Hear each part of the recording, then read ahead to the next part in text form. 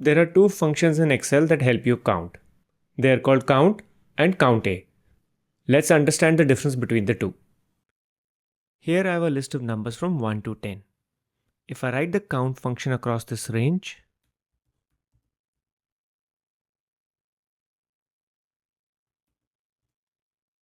I get the result as 10.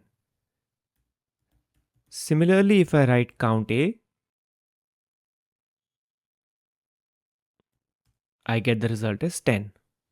Therefore, when it comes to just numbers, both the functions work the same. Now let's look at how both these functions treat blanks. I'm going to delete 3 values.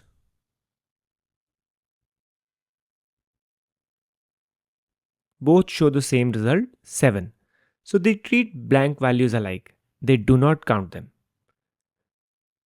Now we will look at adding characters other than numbers.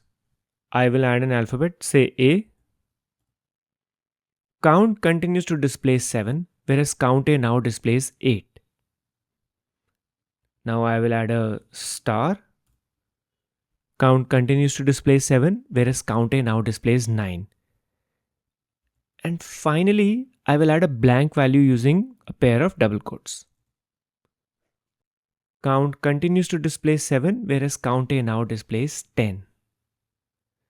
So as you can see, count displays only the count of numbers, whereas count A displays the count of all values.